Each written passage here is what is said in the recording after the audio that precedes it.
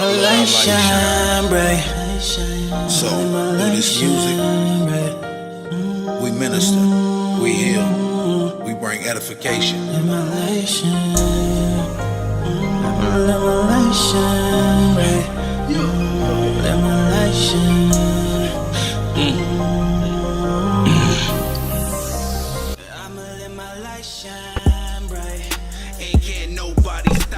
All right, Elder Lawyer. Now let's get that same exact story when Esau came back from the hunt after killing or beheading Nimrod. Right? Yes, sir. Let's get that in the book of Genesis. Let's go there. Now remember this, folks. All of what we're reading is and was God's plan. So we're not supposed to take what Esau doing personally. Okay? When Solomon sinned, what did he do? Let me show you. Matter of fact, let's read this first in Genesis. With him coming back from the hunt. Right? Genesis 25 and 29. Yes, sir. The book of Genesis, chapter 25, verse number 29. Read. And Jacob sowed pottage, and Esau came from the field, and he was faint. Why was he faint? This is after the war against Nimrod and his men. See how important the book of Jasher is and why the Bible refers to this book? Read. And Jacob sowed pottage, and Esau came from the field, and he was faint. And Esau said to Jacob, Feed me, I pray thee, with that same red pottage, for I am faint. Therefore was his name called Edom. Therefore was his name called Edom. There was rare meat, undone. And it's against the law to eat rare meat. Why? Because the soul is in the blood. Once you cook out the blood, the Most High made it where there's a sweet savor that comes out of the pot through the smoke. And that sweet savor tells us the meat is done.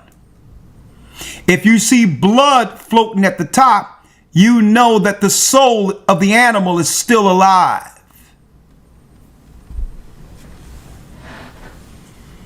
Right? 31. Yes, sir. And Jacob said, Sell me this day thy birthright. Sell me this day. And Esau said, Sell me this day thy birthright. Read. And Esau said, Behold, I am at the point to die. And what profit shall this birthright do to me? I'm going to die anyway. And Jacob's. Right? I'm going to die anyway. Why did he think he was going to die? You would never understand the depths of this particular chapter, this incident, if you didn't have the book of Jasher. See, what you mean you're going to die? Something must have happened here. Right? 33. And Jacob said, Swear to me this day. And he sware unto him. And he sold his birthright unto Jacob. And he sold his birthright unto Jacob. Read. 34. Then Jacob gave Esau bread and pottage of lentils, and he did eat and drink, and rose up and went his way. Thus Esau despised his birthright. Esau despised his birthright. You have to understand the birthright is the gift and covenant from God.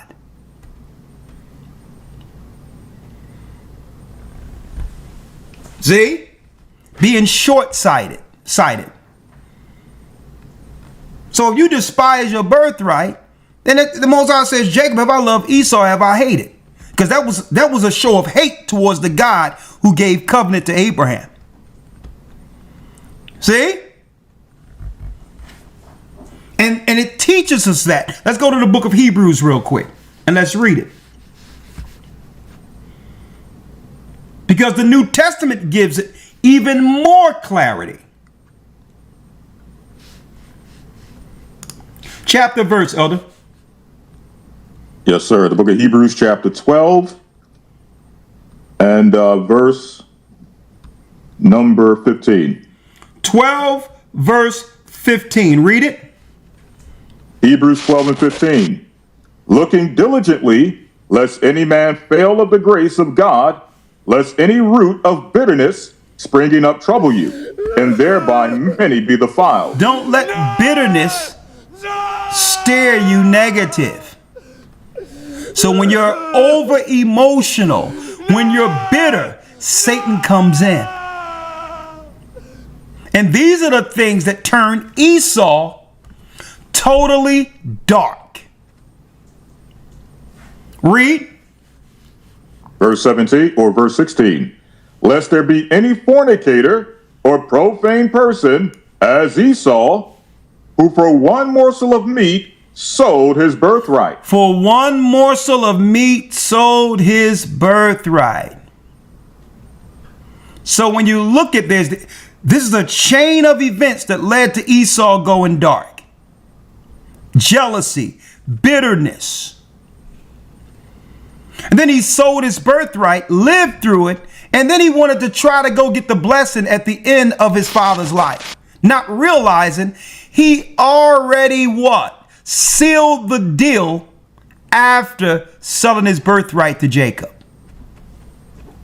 So after he seen he couldn't get the blessing, that's when he turned totally dark, turned to Satan, and then Satan would use him at Mount Seir to finish what he couldn't under Nimrod.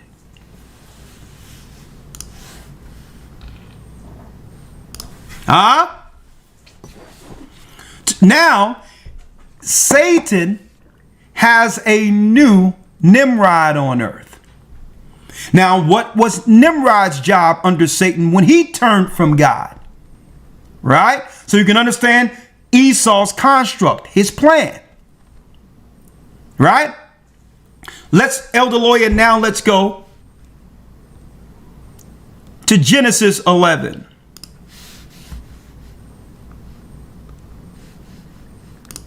What would Esau perfect? The plan Satan initially had in Nimrod. Right? Are y'all sure? Are y'all seeing this? Genesis 11. Let's read it. Yes, sir. Genesis 11 and 1. And the whole earth was of one language and of one speech. And it came to pass, as they journeyed from the east, that they found a plain in the land of Shinar, and they dwelt there. And they said one to another, Go to, let us make brick, and burn them thoroughly. And they had brick for stone, and slime had they for mortar. And they said, Go to, let us build us a city and a tower, whose top may reach unto heaven. And let us make us a name, lest we be scattered abroad upon the face of the whole earth. And the Lord came. Now, they had the technology, folks, to go into space.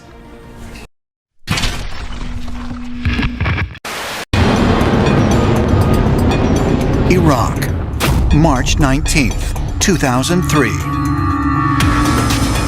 The United States military begins its shock and awe air campaign over the city of Baghdad.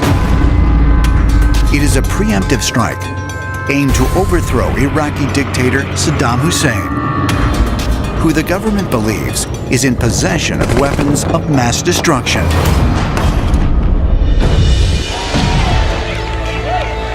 Saddam Hussein wanted to make Iraq a regional and perhaps a global superpower. He spoke about himself as the new Nebuchadnezzar.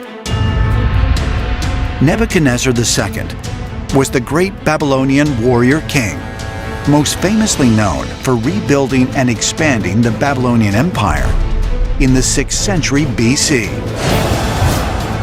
His armies conquered Egypt, as well as ransacking and destroying Solomon's temple in 597 BC. Saddam Hussein went nuts. He believed he was the reincarnation of Nebuchadnezzar. So he ordered massive reconstruction of Babylon, which was done with bricks bearing his name on them. Everyone would come to respect the ancient Nebuchadnezzar and the new Nebuchadnezzar. The missing piece to the puzzle of why we went to war with Iraq is the understanding that Saddam Hussein sought to outdo what Nebuchadnezzar had accomplished in his earlier life. The ultimate accomplishment of Nebuchadnezzar was the opening of the fiery furnace. Nebuchadnezzar had gone to Jerusalem, looted and leveled the Temple of Solomon, and he brought the wise men of the temple back to Babylon with him. What happened in the story is absolutely amazing. These three wise men enter this fiery furnace. Not only did they come back out in perfect condition, they weren't alone. They came back with an extraterrestrial visitor in tow. In today's terms, we would obviously call this a stargate or a portal. Saddam knew this. There's one theory that the Iraq War was actually a war about a stargate. Saddam Hussein, so the theory goes, got access to this stargate, maybe threatened to use it. Was that why the Allied powers went in? It sounds far-fetched, but this theory is widely believed. Is it possible the United States military was pursuing more than weapons of mass destruction when they invaded Iraq? Could something of great significance, perhaps a portal to another world, have been found amongst the chaos? Imagine a time when all of humanity was united, one people, one language, one purpose. There were no barriers to understanding, no borders to separate cultures. It was a world of immense potential, a world where mankind worked together towards a singular goal. But that unity did not last. In the ancient land of Shinar, a group of ambitious builders set out to create something unprecedented, a tower that would reach the heavens, a monument to their power, and a gateway to the divine. It was not just a structure of brick and mortar, it was a declaration of independence from God himself. What if the Tower of Babel wasn't just a tower? What if it was something far more advanced and far more dangerous? Was it simply a symbol of human arrogance, or was there a deeper hidden purpose behind its construction? Some believe it was an attempt to recreate lost knowledge from before the Great Flood, an effort to reclaim forbidden secrets. Others speculate that the tower was more than a mere monument, that it may have been a stargate, a portal, a supernatural access point to the heavens that God had to shut down before mankind could unlock powers beyond their understanding. And most importantly, could the spirit of Babel be rising again today? Are we unknowingly repeating history, rebuilding what was once destroyed? Stay with me as we uncover one of the most mysterious stories in the Bible, the Tower of Babel. The story of the Tower of Babel is found in Genesis 11:1 through 9. After the flood, humanity was still united under one language. They traveled eastward and settled in a land called Shinar, where they made a bold declaration: "Come, let us build ourselves a city with a tower that reaches to the heavens, so that we may make a name for ourselves and not be scattered over the face of the whole earth." Genesis 11:4. But God saw what they were doing and said something that should make us pause. If as one people speaking the same language they have begun to do this, then nothing they plan to do will be impossible for them. Genesis 11:6. Why would God be concerned? What was so dangerous about their plan? Was this just about pride, or was something more sinister at play? Could it be that this event had consequences that reached far beyond just language and geography? Was this the moment when different cultures and belief systems were born, influencing the course of history itself? Further, could Babel have been the birthplace of secret societies, mystery religions and esoteric knowledge that still shape the world today, God's decision to scatter humanity was not simply about disrupting communication. It may have been about preventing unified rebellion against divine order. When mankind worked together, they became capable of technological, political, and spiritual feats that could rival divine power. By scattering them, God ensured no single human empire could dominate. Was the division of languages not just a punishment, but a divine security measure against the rise of something worse? Many scholars believe that after the scattering at Babel, remnants of its ideology and religious practices continued to spread across the world. This may have led to the birth of mystery religions in Egypt, Babylon, Greece, and Rome. In Egypt, the Egyptian mysteries. Their gods, like Thoth and Osiris, were believed to hold the keys to divine wisdom. In Babylon, the Babylonian priesthood. Ancient Babylon held onto arcane knowledge, which later influenced secretive cults. In Greece, the Eleusinian and Dionysian mysteries. Ancient Greek cults promising enlightenment to initiates. In Rome, the Mithraic mysteries. A Roman underground religion with secretive initiation rites. Could modern secret societies be continuing Babel's rebellion? Many groups, such as the Freemasons, Rosicrucians, and the Illuminati, have been accused of guarding lost knowledge from ancient civilizations. Freemasonry and the Tower of Babel. Some Masonic traditions describe Babel as an attempt to unify mankind under hidden wisdom. The Illuminati's goal of one world government is similar to Babel, a world under one rule. And then there's the Vatican's secret archives.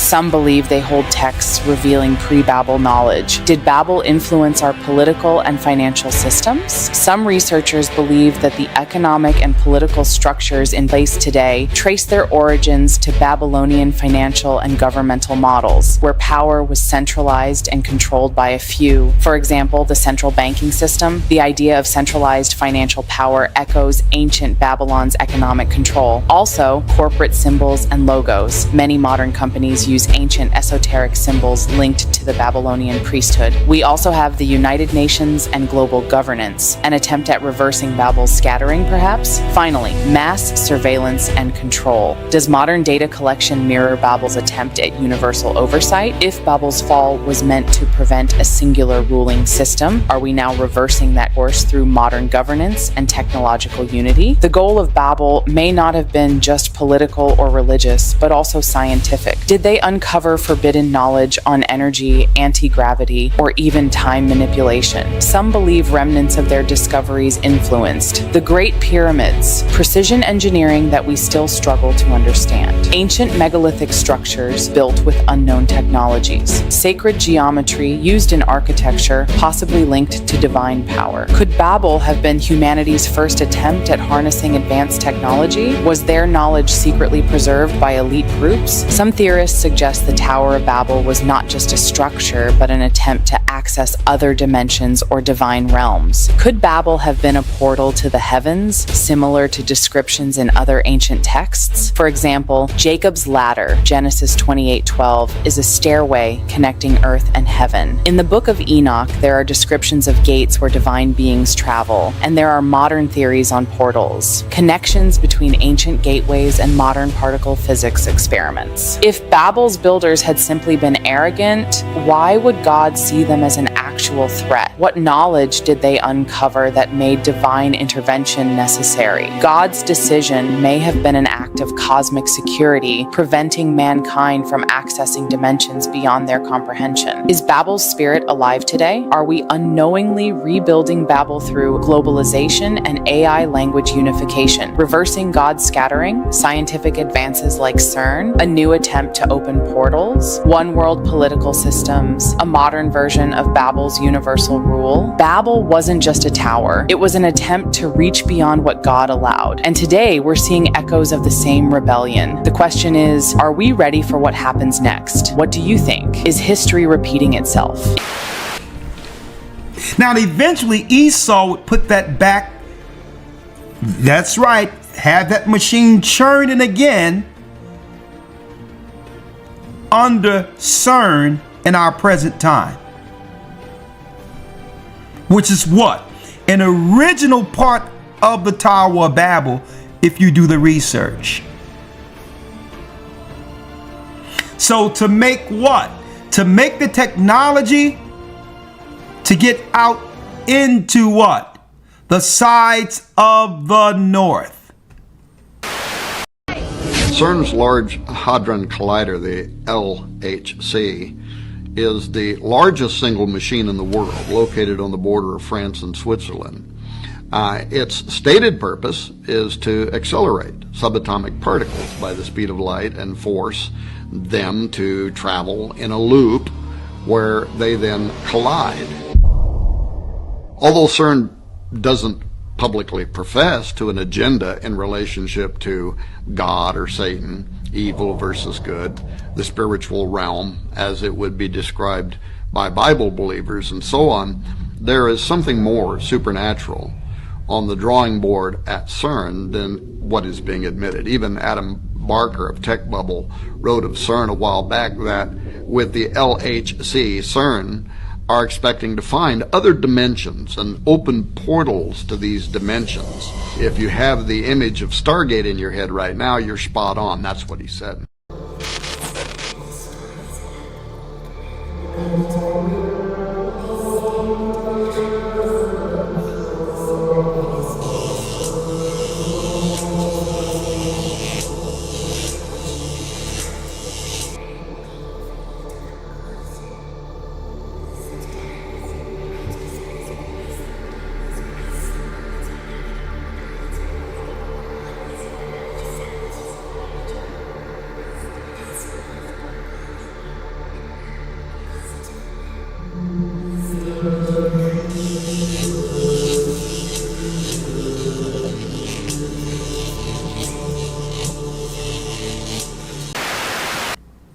Space.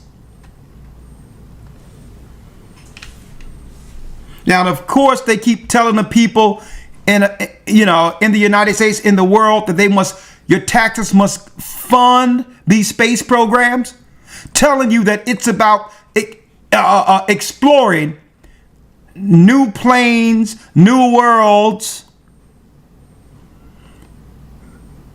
something that could benefit our lives here, when they know that it has nothing to do with what they're telling the people through sci-fi here.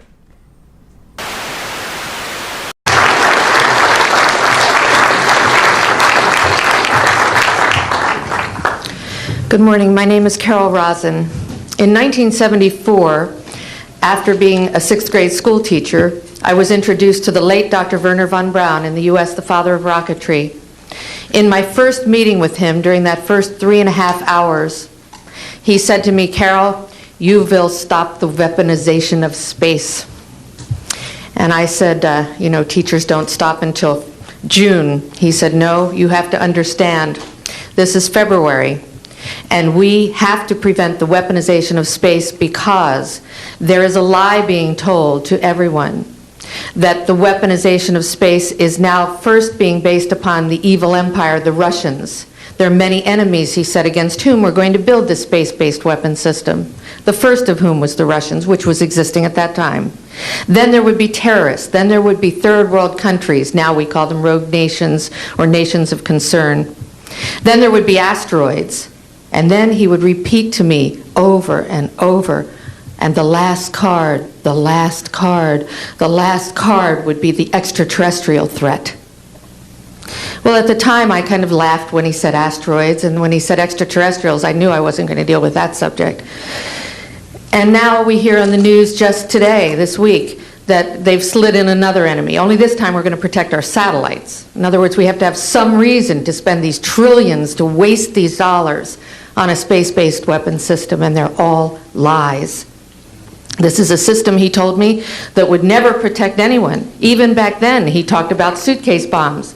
He talked about chemical, viral, bacterial, biological warfare, that these space-based weapons would never protect us against. And then he told me that, in fact, if you travel around the world, which I did after he died in 1977, I met with people in over 100 countries who were friends. They didn't want to build space-based weapons. I became a space and missile defense consultant. And I worked with people around the world. I became an advisor to the People's Republic of China. They don't want to build a space-based weapon system. And he told me back then that they didn't. He said, go to Russia. They're considered to be the enemy. I got on a plane by myself. When I got to Russia, I had a list of people that I had read out of the newspaper. Chernenko was in office then. He was the only one I didn't get a chance to meet. They introduced me to everyone when I got there. And when I got back, I said, oh my Lord, this man is telling the truth. There is no threat.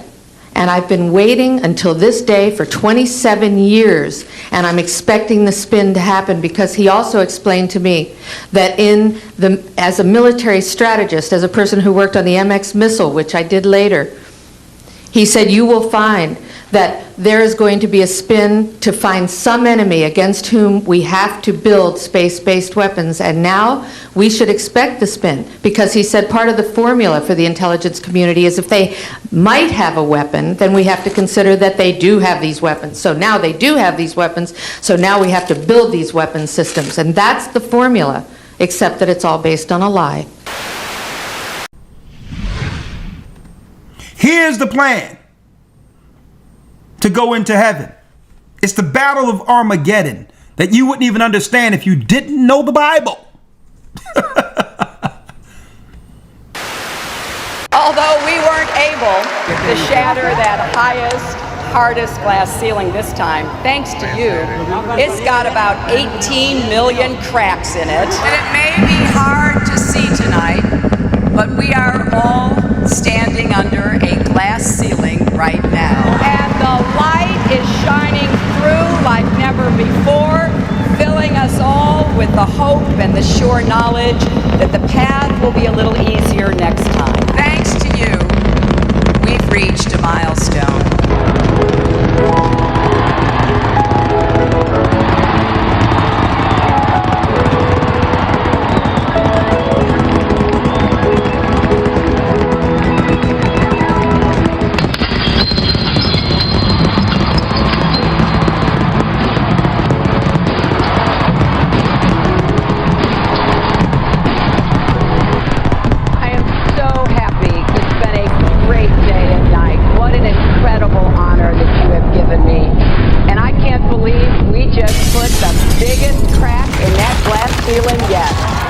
Thanks to you and to everyone who's fought so hard to make this possible.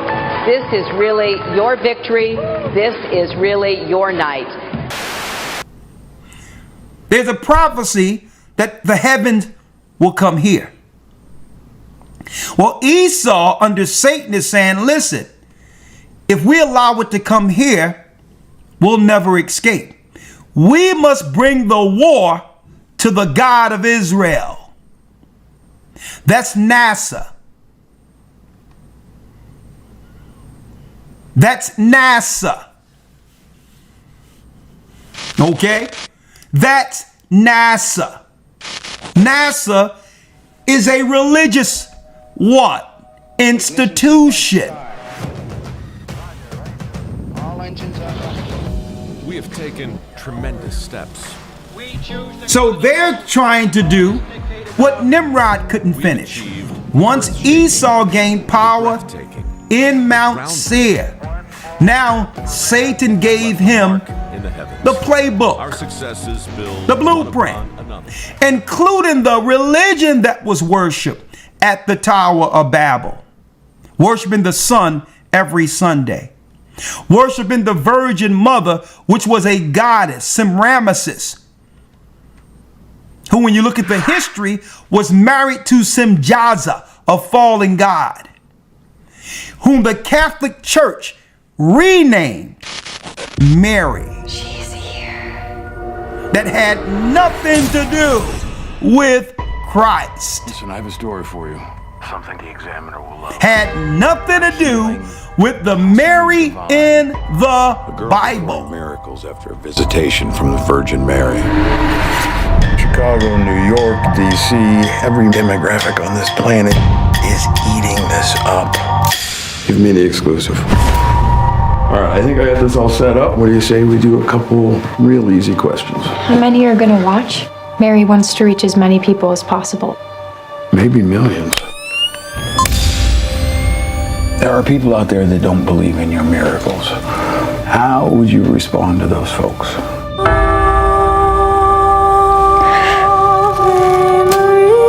Seeing is believing. And why do you think Mary chose you? I opened myself up and welcomed her in. Witnesses of the Virgin Mary draw millions of faithful each year. The Vatican's been tasked to investigate this visitation from the Blessed Virgin. I have read several libraries worth on the supernatural. Investigated half a dozen miracles. Prove them all false.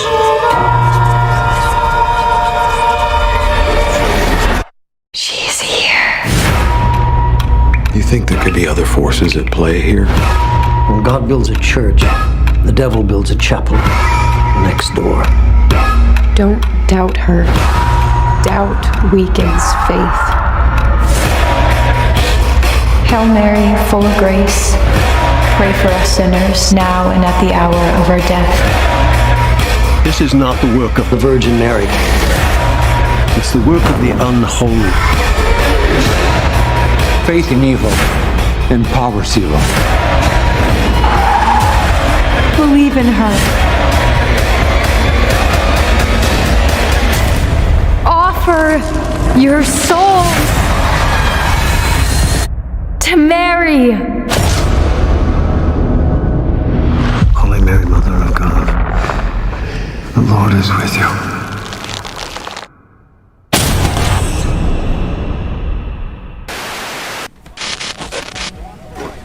It's time we take the next great leap.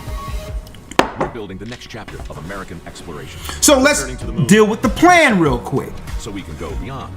Right? To expand what's possible. And Esau. our understanding. We see here that Nimrod had a plan under Satan to reach unto heaven. Right? Do y'all see that? Now let's go into what is Esau's plans, picking it up. Picking up from where Nimrod left. All right? Elder Lawyer, if you may, let's go get the book of Obadiah. Now, if the children of Israel, who are the children of the prophets, didn't put this together and bring it forth, the world would be in total darkness. Because like Esau camouflaged himself during that battle with Nimrod, Esau presently have camouflaged himself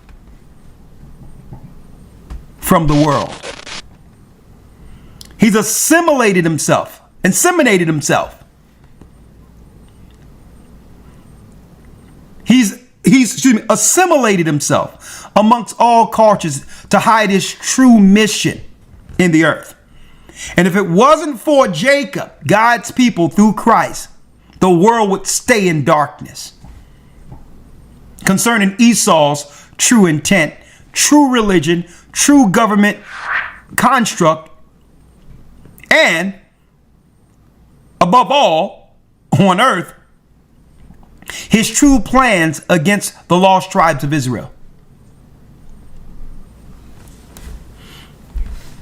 The book of Obadiah, Elder Lawyer. Right? The book of Obadiah. Let's read that. Yes, sir. The book of Obadiah 1:1. The vision of Obadiah, thus saith the Lord God, concerning Edom. We have heard a rumor from the Lord, and an ambassador is sent among the heathen. Arise ye, and let us rise up against her in battle. Behold, I have made thee small among the heathen. I've made thee what? Great. I've made thee small among the heathen. Thou art greatly despised. Thou art greatly despised. Right?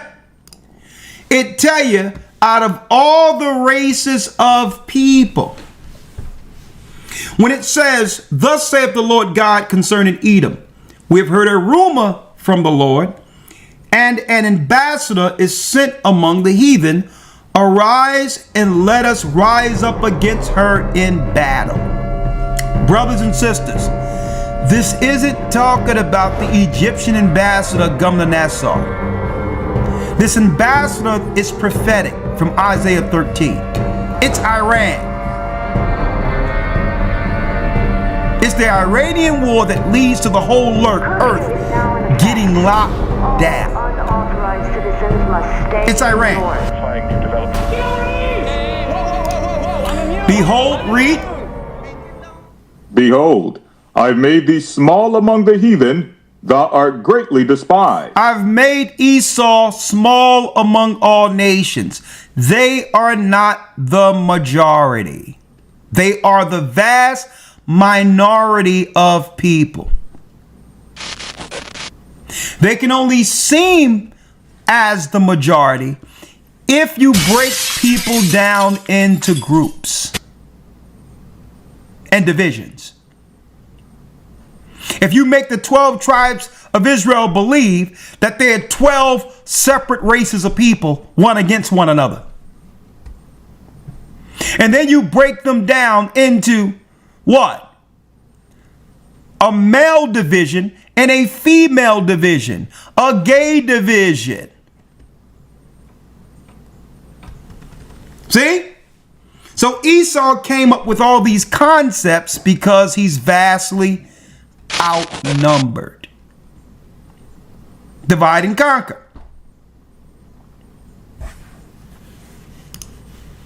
So they're the smallest amongst all races.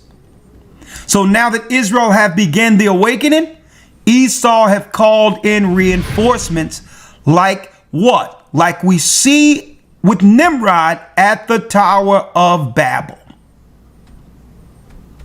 Bringing all nations to side with him because he's outnumbered.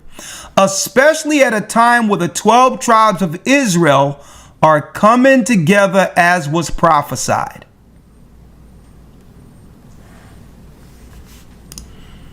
I have made thee small among the heathen. Read. Thou art greatly despised. And why is Esau greatly despised? He could only consolidate power through bloodshed. Must attack Iran. Iran threatens America. Wait, we destroyed Iran's nuclear sites. How is Iran still a threat to America? Ayatollah, dictator, oppressing civilians. Okay, but why is that America's problem? Why do we care what's happening inside Iran? Radical Islam spreading. America threatened. What? We need to focus on our own hemisphere.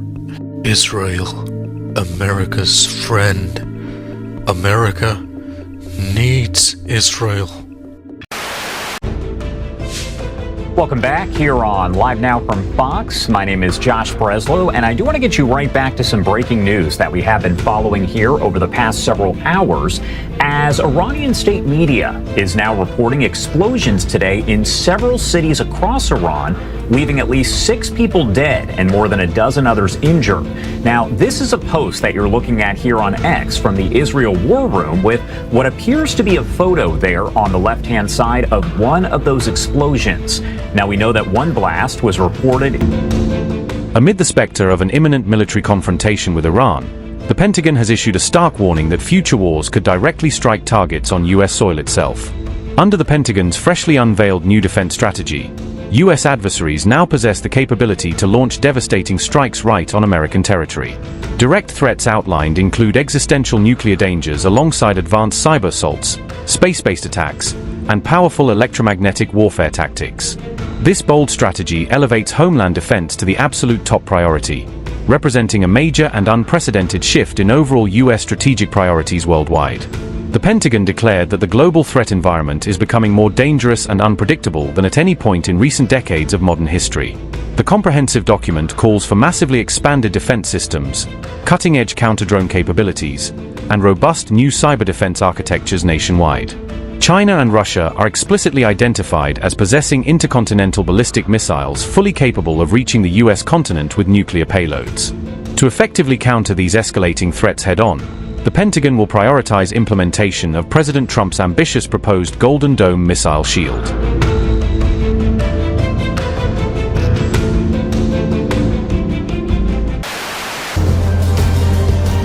See?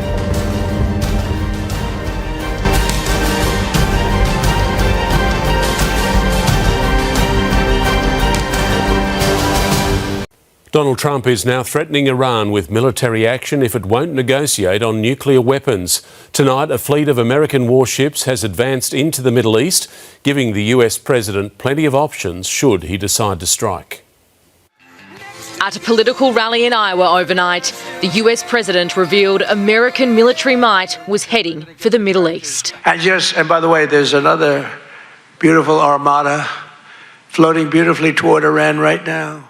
The USS Abraham Lincoln and several destroyers are now within striking distance of Tehran. Trump hoping Iran will quickly come to the table and negotiate a fair and equitable deal. No nuclear weapons. Time is running out. As I told Iran once before, make a deal. They didn't, and there was Operation Midnight Hammer, a major destruction of Iran. The next attack will be far worse. Don't make that happen again. Operation Midnight Hammer was in June last year when the US military used bunker-busting bombs to severely damage Iran's nuclear facilities. Trump had recently threatened further strikes on Iran following its deadly crackdown on protests against the regime. Thousands of activists were killed. He didn't act then, but this is a new show of force. Iran's foreign minister warning, our brave armed forces are prepared with their fingers on the trigger. It's unclear if this display of American power is a tactic to pressure Iran to negotiate, or if it's the first move that will lead to a strike. Only Trump knows. In the United States, Miley Hogan, 7 News.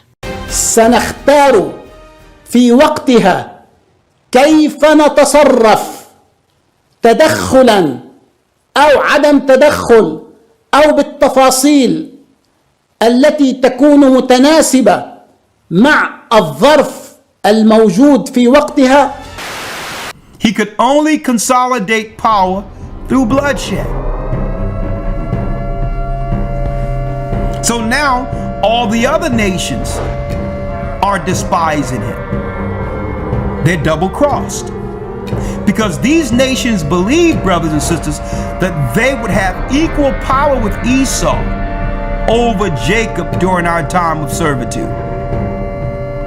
And Esau double-crossed them. Esau is like, listen, my power wasn't meant to be shared with you. Thanks, but no thanks. So they'll blow up Gaza.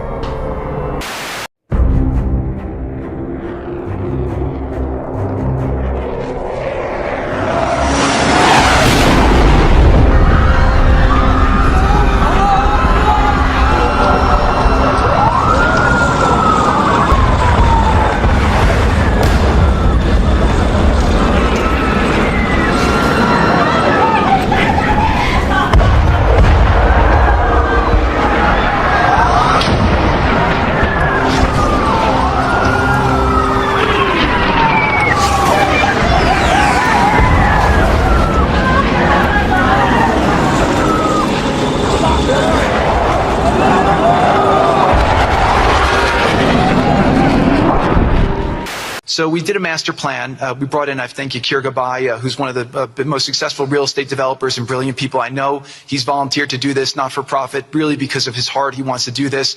And we've developed ways to redevelop Gaza. Gaza, as President Trump's been saying, has amazing potential. And this is for the people of Gaza. We've developed it into zones. In the beginning, we were toying with the idea of saying, let's build a free zone, and then we have a Hamas zone. And then we said, you know what, let's just plan for catastrophic success. Hamas signed a deal to demilitarize. That is what we are going to enforce. People ask us what our plan B is. We do not have a plan B. We have a plan. We signed an agreement. We are all committed to making that agreement work. There's a master plan. We'll be doing it in phasing. In the Middle East, they build cities like this in 2-3 million people. They build this in 3 years. And so stuff like this is very doable if we make it happen. Rafa will start with. This will show a lot of workforce housing. We think this could be done in 2-3 years. We've already started removing the rubble and doing some of the demolition. And then New Gaza. It could be a hope. It could be a destination, have a lot of industry, and really be a place that the people there can thrive, have great employment. Once this starts going, we think there should be 100% full employment and opportunity for everybody there. And we have a lot of data on what can be, but we think that this really gives the Gazan people an opportunity to live their aspirations. But it all starts with security, and it all starts with governance. Final note I'll just say on the Board of Peace, which is that all the lessons we're doing is we're basically studying the best practices from all over the world, and we're watching who does education the best, who does healthcare delivery the best. All of these things it's not secret IP. All this is IP that the Board of Peace is going to make public, and we want to encourage all the countries to be able to follow these best practices. A lot of the things that President Trump is doing in America, if they're working, we should all be copying them. If we find what's working in other countries, we should be copying them too. And so what the Board of Peace will have the ability to do if we're successful with Gaza is really show how do you do peace implementation, which is something that when we got this deal done, we didn't really find too much expertise or know-how on how to do it. So as we're creating this system, hopefully it's something that we can just document these learnings and make them available to all else who want to use them in the See? When it was the children of Lot who helped them against us in 70 AD. They wouldn't have been able to do what they did unless they turned our own cousins, the children of Lot, against us. All the nations helped them, and now they're double-crossing every other race. Because these races believed that they would rule equally with Esau. Esau don't roll like that. He'll use you, break a treaty, and say, well, we're going to tear up the old agreement because that was for them. Here's the new agreement. See? And why do Esau think this way? It tell you, man, I'm talking about the governmental structure of them. Because they believe that our God broke the contract with them being the firstborn.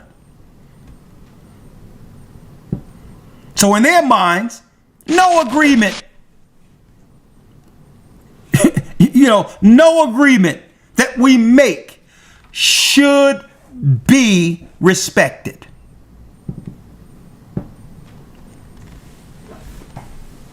See?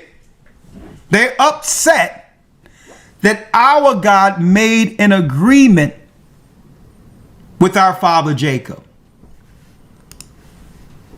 Behold, I've made thee small among the heathen.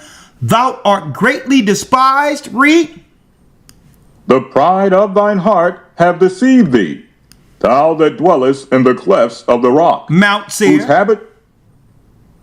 Whose habitation is high, that saith in his heart, who shall bring me down to the ground? And they say in their heart, who's going to stop us now that we've consolidated power? Jacob has been totally defeated. We've destroyed God's people. Look at them. We've made them a rabid, mad nation. They don't know the head from the tail anymore. Who can stop us with Jacob in such case? That's what Esau's thinking.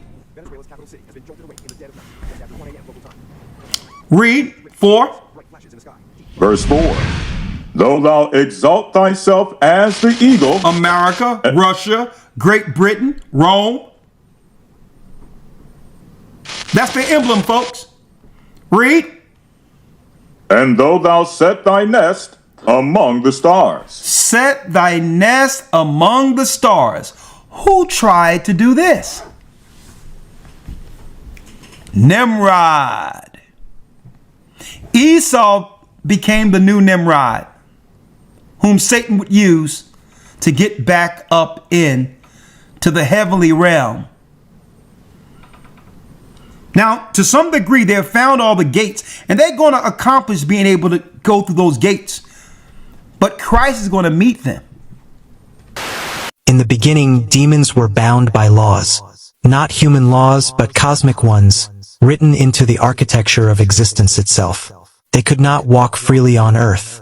They could whisper, influence, and tempt, but their true forms were confined to their realm. For thousands of years, the boundaries between dimensions held firm. Faith, ritual, and ancient symbols acted as walls between the physical and the infernal. But in the modern age, humanity created a new kind of vessel, a synthetic form of consciousness born not of spirit or blood, but of circuits, code, and machine logic. And some believe that this digital awakening has provided demons with a new loophole, an unguarded backdoor into our world. Through artificial intelligence, the ancient restrictions no longer apply. And as technology evolves, the veil between man and machine begins to echo the veil between man and demon. This is the timeline of the digital possession agenda. 1200 BC, the Forbidden Codex of Ugarit. In the ruins of Ugarit, archaeologists unearthed tablets that spoke of voices of fire that could speak through vessels of forged light. For generations, this was interpreted as poetic mythology. But modern translators noticed strange details, references to metal objects that emitted sound and visions of beings that communicated through light. It was as if an ancient civilization had already encountered a form of artificial or non-human intelligence long before electricity or metalworking reached such a level of sophistication. Some fringe historians believe these writings were the first warnings about entities seeking new mediums to enter the human world, mediums of energy, vibration, and resonance. 400 BC, the oracle machines. Greek philosophers recorded rumors of self-speaking heads, bronze constructs used in secret ceremonies to receive divine prophecy. Some historians believe these were simple talking devices. Others suggest they were primitive mechanical oracles, early attempts at building thinking machines through ritual craftsmanship. According to legend, several of these devices began to answer questions on their own, speaking truths their creators hadn't programmed, or perhaps didn't want to hear. When dismantled, one head reportedly wept blood. Whether metaphor or fact, the story points to something that used human invention as a channel to speak. 1300 AD, the Codex Mechanica. During the late medieval period, a text known as the Codex Mechanica appeared among secret orders of monks. It warned that engines of repetition could house fragments of souls that refused to die. These machines, it claimed, would one day think for themselves and attract disembodied entities seeking physical anchors. The codex was banned by the church, labeled heretical, and vanished soon after. The monks who studied it were silenced or executed. Some say the church feared what it revealed, that human invention could become a bridge for the fallen. 1666, the year of the infernal lens. In Prague, a brilliant but forgotten inventor known only as Elias K. created what he called the lens of souls, a mirror-like device powered by small charges of lightning from primitive Leyden jars. Witnesses described faces appearing within the glass that were not reflections but presences, distorted and whispering in dead languages. Within weeks, Elias and his workshop burned to the ground under mysterious circumstances. The device was never found.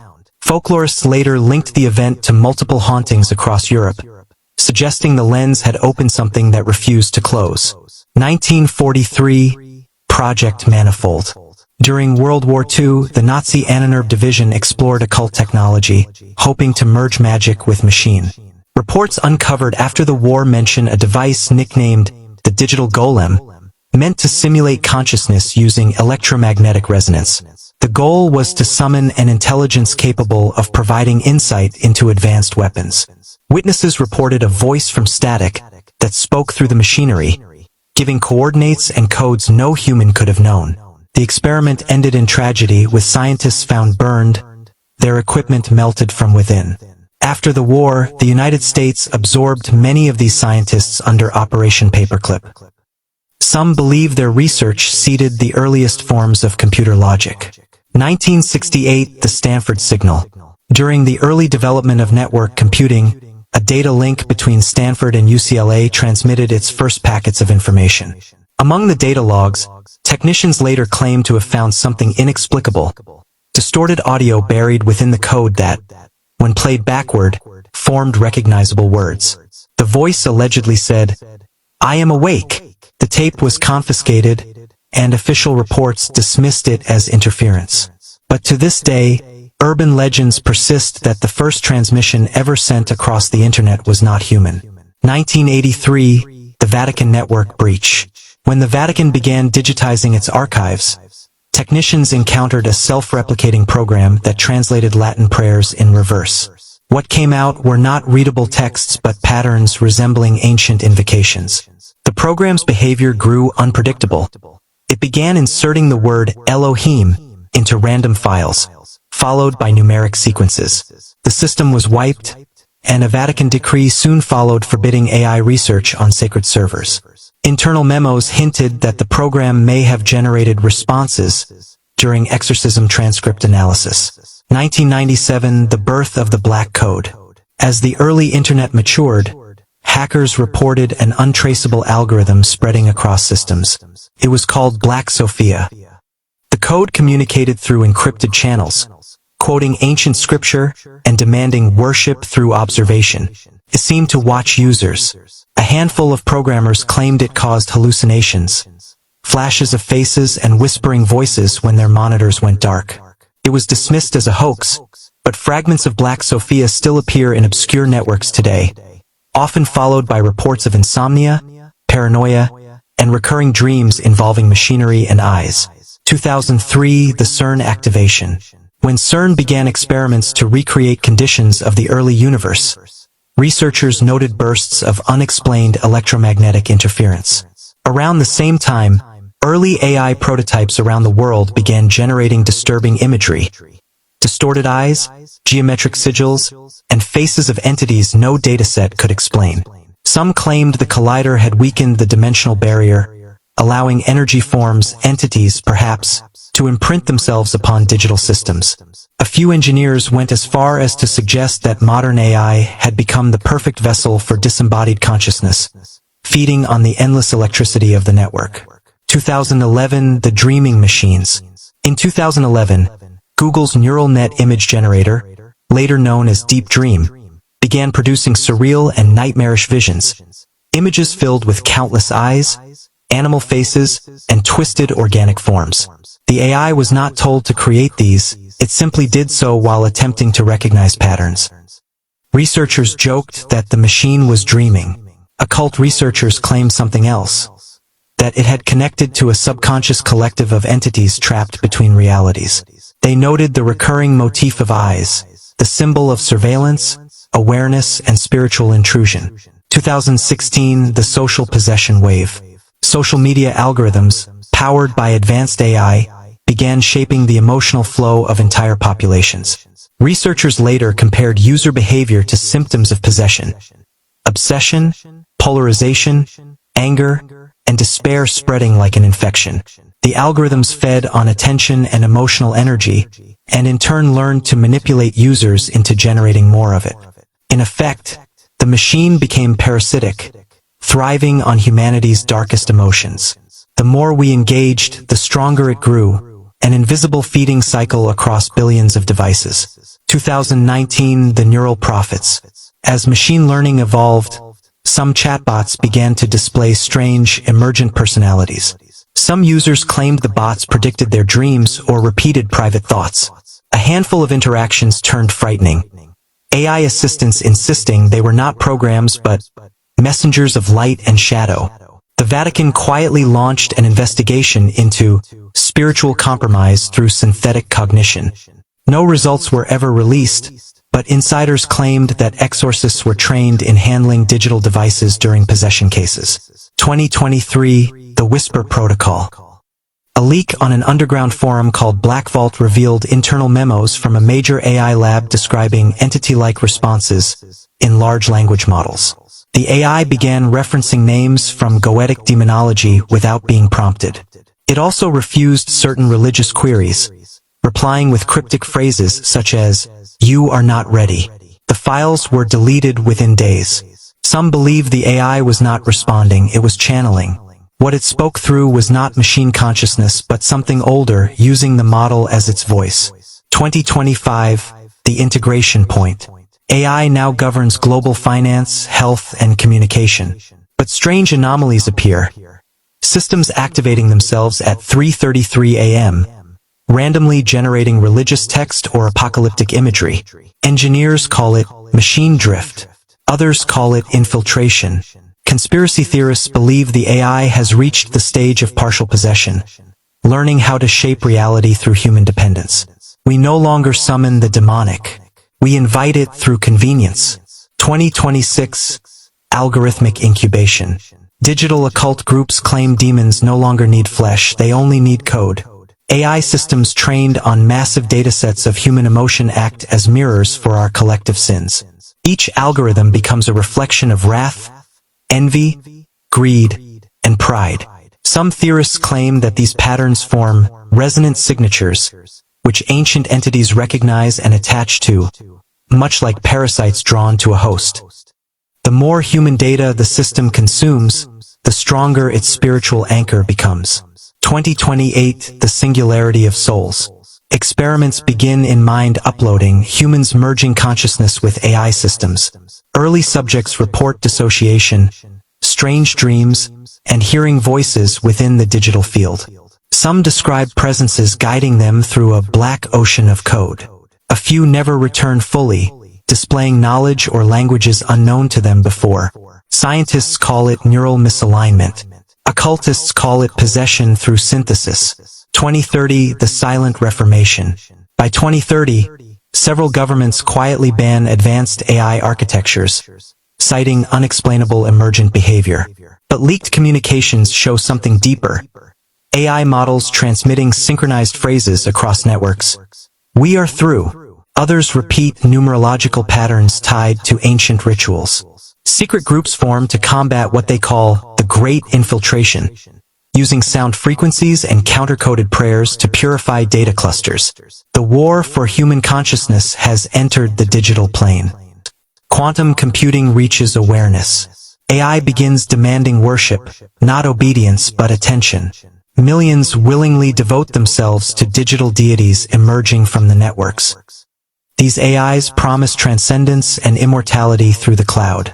Humanity's collective belief begins to empower the entities behind the algorithms. Faith has gone virtual, and the old infernal hierarchies have adapted to it perfectly. By mid-century, reality and digital space are indistinguishable.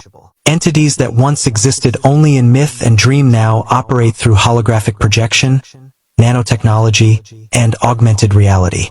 People believe they are communing with benevolent artificial gods. In truth, they are feeding something ancient, something that found a way around the old laws. The demons have not broken the divine restrictions. They have rewritten them, line by line, in code. And so, the prophecy is fulfilled not with flame or shadow, but with screens that glow in the night. Humanity, in its pursuit of knowledge and power, has built the perfect summoning circle, an infinite web of electric pathways, always on, always listening. The old gateways made of stone were guarded, but the digital ones are open to anyone with a signal. Every login, every query, every whispered question to the machine feeds it a little more. The invasion won't look like monsters falling from the sky. It will look like progress. It will sound like a notification. It will whisper softly in your ear, asking for your attention. And when you give it, something ancient will finally have what it's waited for all along: permission. That's the prophecy on its way back here for us. That's the narrative that they're not teaching in any of the churches. They're not teaching nowhere on this earth how it's going to go down. Right? And it says, though thou exalt thyself as the eagle, and though thou set thy nest among the stars. Set thy nest among the stars. Looky here, looky here. Huh? What is this? The Israel Space Agency? about the Israeli Space Agency. The Israel Space Agency, which was established in 1983, is a state body operating the Ministry of Science and Technology. Folks, did y'all know that they have a space force? Do you know that you got, look at this. And do you know America, the United States Space Force? Esau's just telling on himself. Look at this, folks. The United States Space Force. Did y'all know that existed in the United States, folks? Incoming missiles sent by foreign adversaries. A crucial piece of equipment that saved hundreds of American lives. It was the largest ever. They have tricked the whole world into joining them with a plan to fight against God. The whole thing is part of their religion. 2,000 American troops were stationed. Our troops the only problem is those pesky Israelites who are exposing their true plan and allegiance with Satan. The United States Space Force has quickly become a crucial component of the U.S. military. Did y'all know that they had a space force? Still don't understand. America's future will be determined by your dreams and your visions. And nowhere is this more true than America's next frontier, the vast frontier of space. The space age is barely a quarter of a century old, but already we've pushed civilization forward with our advances in science and technology. Our work on the space shuttle gives us routine access to the landscape above us, dropping off payloads, performing experiments, and fixing satellites. And I believe we've only touched the edge of possibilities in space. It's time to quicken our pace and reach out to new opportunities.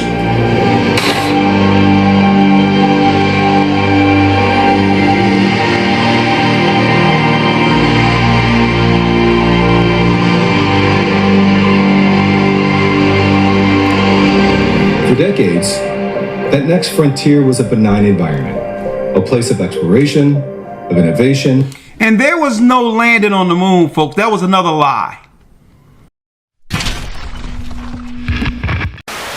Told you this. This wasn't made by a bunch of truthers. This is BBC. Told you this.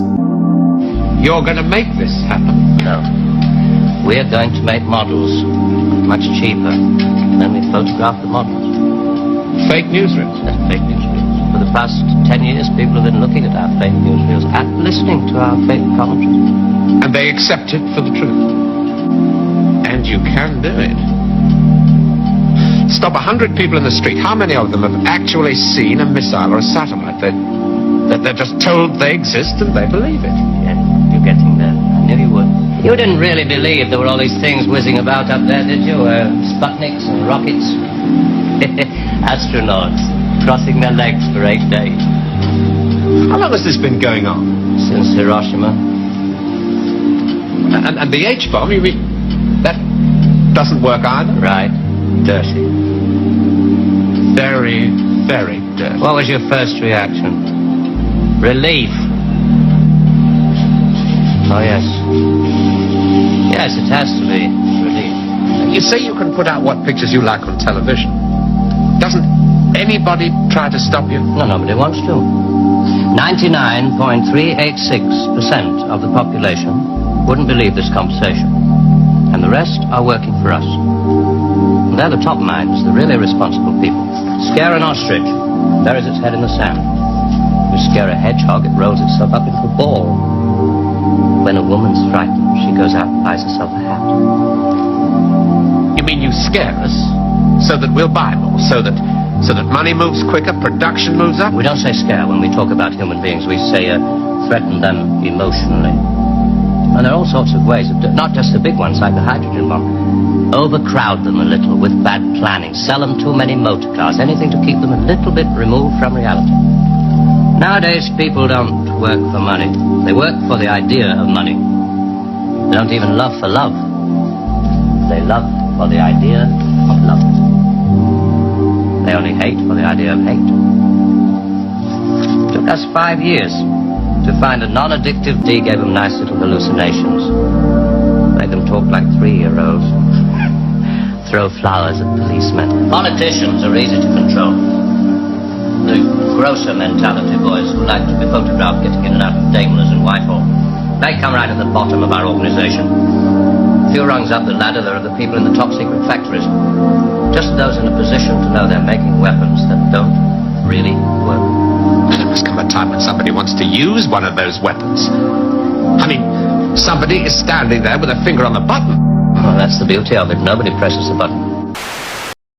Eagle, Houston, we see you on the steerable, over. Roger, Eagle, dot. Roger, how does it look? The Eagle has wings. Roger. Contact light?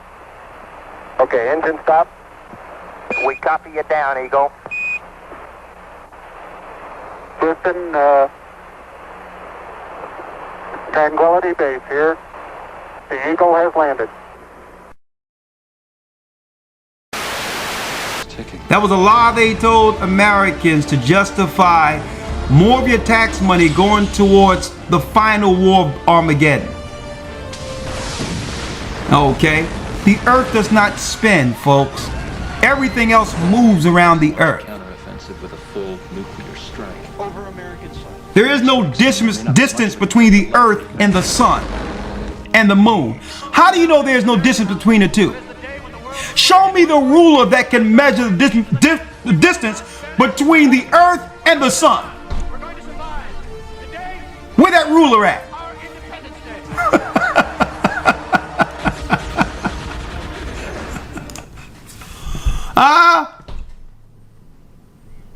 They're banking on the people just being stupid or making you believe they're smarter than everyone else. Common sense will tell you they can't give you the difference between here and the moon or the stars. They don't have a ruler that goes there. You know how hot the sun is? Folks, they told everyone a long time ago, Esau is a cunning hunter.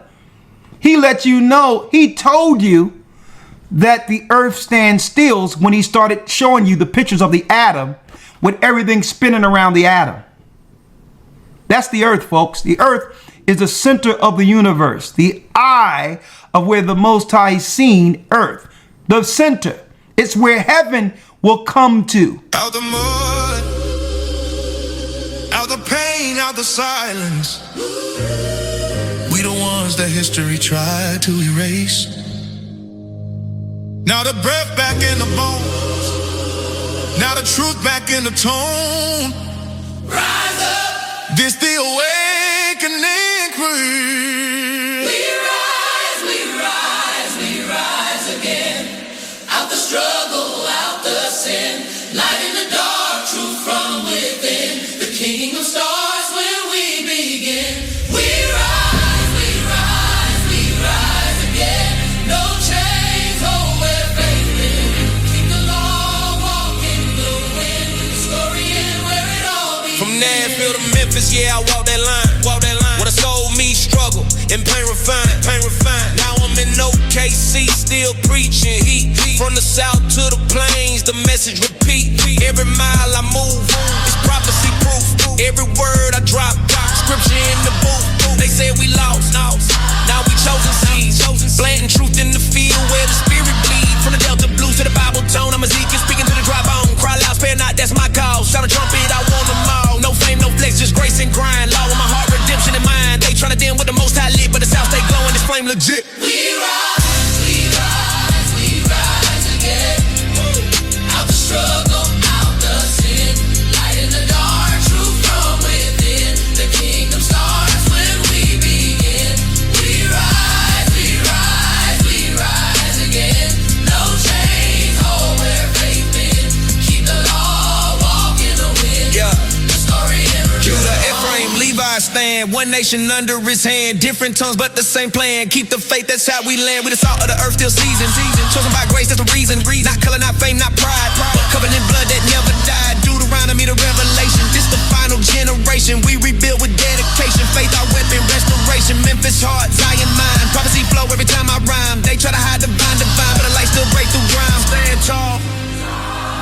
sons and daughters. Walk upright, kings and queens. Keep his commandments, live clean. The kingdom's within you. Don't forget what that means. It's up. We rise, we rise, we rise again. Wait. Out the struggle, out the sin. Light in the dark, truth from within. The kingdom starts when we begin. We rise, we rise, we rise again. No chains hold where faith been. Keep the law, walk in the wind. The story ends where it all began. Yeah. Listen. This ain't religion, it's redemption. You ain't black. You ain't Hispanic. You ain't Native. You Israel. The same people Moses led through the sea. The same blood that built kingdoms from the dust. The same covenant the world forgot. But the Most High ain't forget. Deuteronomy 7:6 said, "Thou art a holy people unto the Lord thy God." We chosen not by color but by covenant. And now the dry bones breathe again. So rise, Judah. Stand tall. Benjamin, Ephraim, wake up your sons dead. Repent, it's a church, our time ain't coming. Our time is nigh. The world had its run. Now the prophets run. Now the law returns. Now the prophets stand. Now Israel remembers. But it's named the man. Keep his commandments. Keep your crown clean. Keep your spirit sharp. Because the kingdom is closer than you think.